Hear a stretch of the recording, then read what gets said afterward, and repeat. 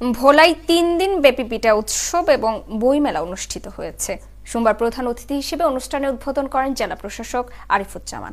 ভোলা থেকে সহকর্মী অনন্ত হাসান মাসুদের ডেস্ক রিপোর্ট। আন্ত উপজেলা প্রশাসনের আয়োজনে ভোলায় পিঠা উৎসব এবং বইমেলা অনুষ্ঠিত হয়েছে। টাউন কমিটি মাধ্যমিক বিদ্যালয় মাঠ প্রাঙ্গণে সোমবার ২৯ তারিখ বিকেল থেকে ৩ দিন ব্যাপী পিঠা উৎসবের উদ্বোধন করেন জেলা প্রশাসক আরিফুজ্জামান। একই সাথে বইমেলা এবং পিঠা উৎসবে ২৪টি স্টলের সমাগম ঘটে। এতে মনোমুগ্ধকর পরিবেশ তৈরি হয়েছে ক্রেতা এবং বিক্রেতাদের কুশলে অতিথিদের আগমনে।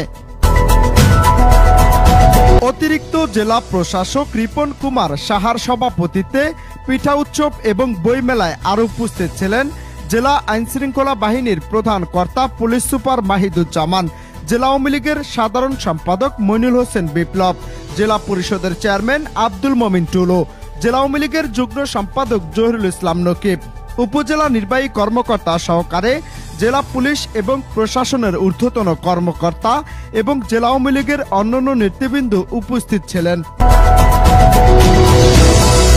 এ সময় ক্রেতা এবং বিক্রেতাদের মহিমান্বিতে মনোমুগ্ধকর পরিবেশ তৈরি হয় পিঠা উৎসব এবং বইমেলায়, যেখানে মনের ভাব এবং ভালো লাগা প্রকাশ করেছেন বিক্রেতা এবং ঘুরতে আসা দর্শনার্থীরা। বলা হচ্ছে যে আমাদের পিঠাগুলো সবকিছু পুরোই হাইজিন মেনটেন করে তৈরি করা, কোনো আলাদা কোনো এটার ভিতরে কোনো ভেজাল পাবে না, কেমিক্যাল পাবে না, একদম হোমমেড। তো নিশ্চিন্তে তারা কিনতে পারবে, খেতে পারবে।